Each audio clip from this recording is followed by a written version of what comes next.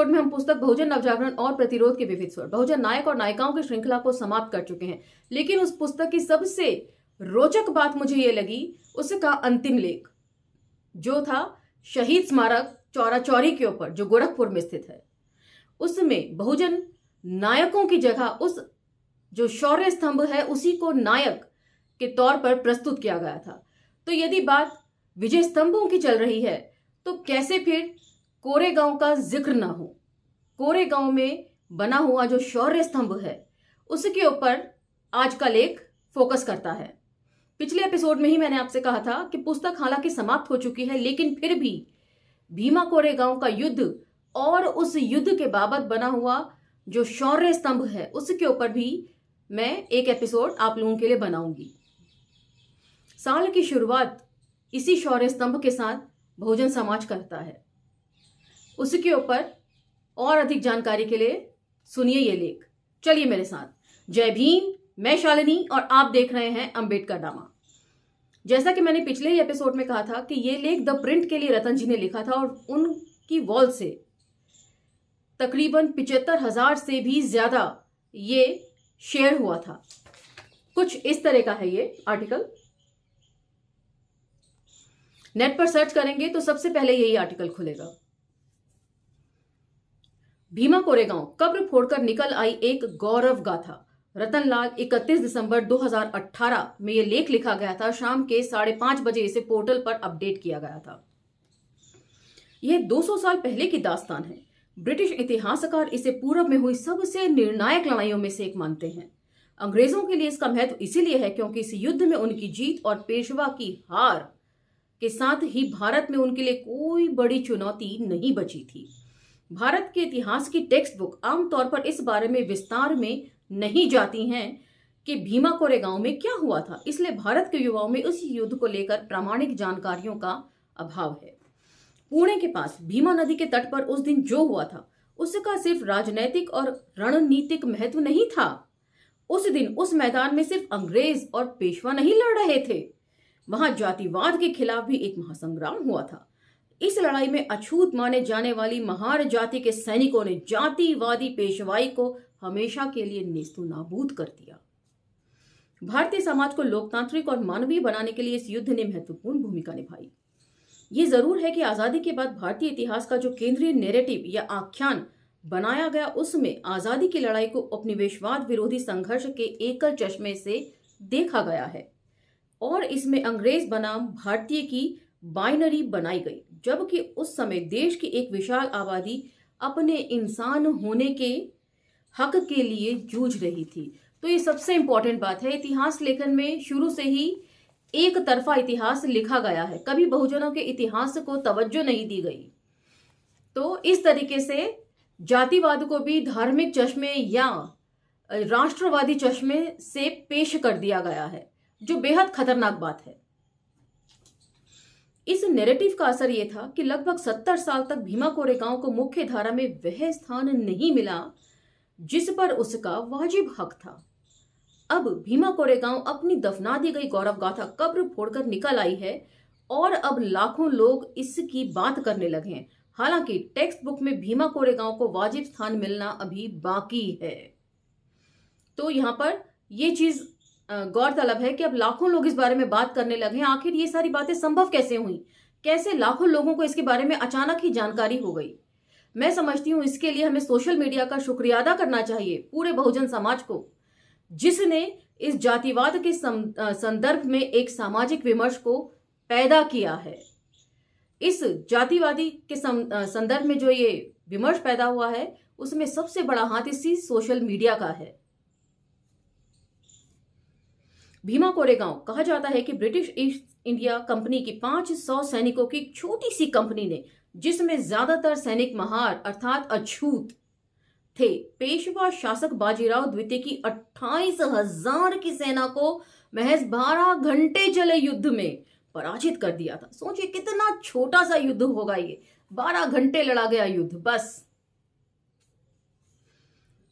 कोरेगांव के मैदान में जिन महार सैनिकों ने लड़ते हुए वीर गति प्राप्त की, उनके सम्मान में सन 1822 ईस्वी में भीमा नदी के किनारे काले पत्थरों के रण स्तंभ का निर्माण किया गया जिस पर उनके नाम खुदे हैं। अब पता नहीं आगे इसको भी वॉर मेमोरियल में इंक्लूड ना कर लिया जाए। बहुजन समाज को संभल के रहने की जरूरत है। इस घटना को देश भर के दलित अपने इतिहास का एक वीरतापूर्ण प्रकरण मानते हैं और कई वर्षों से इसे सेलिब्रेट करने क्रांति स्तंभ पर पहुंचते रहे हैं। बाबा साहब डॉक्टर भीमराव अंबेडकर ने भी भीमा कोरेगांव पहुंचकर शहीदों को श्रद्धांजलि दी थी। पेशवाओं की ये पराजय असाधारण पराजय थी और महारों की इस विजय को सिर्फ सामरिक कुशलता या रणनीति के द्वारा नहीं बल्कि मनोविज्ञान के द्वारा समझा जाना चाहिए। पेशवा पहले मराठा राजाओं के ब्राह्मण मंत्री हुआ करते थे जिन्होंने बाद में शिवाजी के वंशजों को बेदखल करके शासन पर कब्जा कर लिया था। उनके शासनकाल में अस्पृश्यों पर अमानवीय अत्याचार होते थे। तो इन अमानवीय अत्याचारों का जो जिक्र है वो 37 साल बाद 15 फरवरी 1855 को मुक्ता साल्वे के लिखे गए निबंध जो आज की मौजूदा तिथि से 165 साल पुराना है में भी वो निबंध भी इस बात की पुष्टि करता है कि पेशवाओं का जो राज था वो कितना क्रूर था, जिसमें वे कंपैरिजन करती हैं कि किस तरीके से यदि आप गधे को भी मारें तो उसका मालिक आपसे झगड़ पड़ेगा, लेकिन यहाँ पर महारों के ऊपर जो जुल्म होते हैं उसके बारे में किसी को कोई चिंता नहीं होती। तो ये सारी बातें जो हैं हम मुक्ता साल्वे जी के ऊपर जो हमने लेख पढ़ा था उसमें हमने डिस्कस करी थी। मिस हो गया हो तो वो लेख जाकर दोबारा नीचे स्क्रॉल डाउन करके सुन सकते हैं। भीमा कोरेगांव के युद्ध में हजारों वर्ष की यातना, अत्याचार और वेदना की अभिव्यक्ति अप्रत्याशित आक्रोश के रूप में हुई। महारों के लिए ये करो या मरो अपने स्वाभिमान की रक्षा, अपनी काबिलियत को प्रदर्शित करने का अवसर था। इस युद्ध में अंग्रेजों और पेशवाओं के उद्देश्य अलग अलग थे, पर महारों ने इसे सामाजिक क्रांति के अवसर के रूप में लड़ा।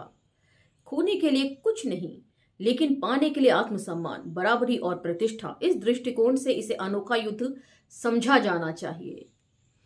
तो काबिलियत हमेशा से रही है यहाँ के अस्पृश्यों में भी, जिन्हें अछूत या नीच कहकर गाली के तौर पर अपने से दूर रखा गया। सिर्फ बात एक मौका देने की है। यहाँ का अस्पृश्य बराबरी का मौका भी नहीं मांग रहा है, सिर्फ एक मौका मांग रहा है अपनी काबिलियत साबित करने का। और मौजूदा सरकार तो अब वो भी नहीं देना चाहती है। महाभारत में आपने सुना था ना कि सुई की नोक के बराबर भी कुछ नहीं देना चाहता दुर्योधन। उसी तरीके से आज की मौजूदा सरकार है जो सुई के नोक के बराबर भी अधिकार आपको नहीं देना चाहती है। आरक्षण की बदौलत जो थोड़ा बहुत प्रतिनिधित्व मिला है उसे भी तरह तरह के प्रोपेगेंडा के तहत काट छांट करने में लगी हुई है सरकार। धीरे धीरे करके कहीं ये खत्म ही ना हो जाए, उससे पहले बहुजन समाज को मुझे लगता है सचेत हो जाना चाहिए।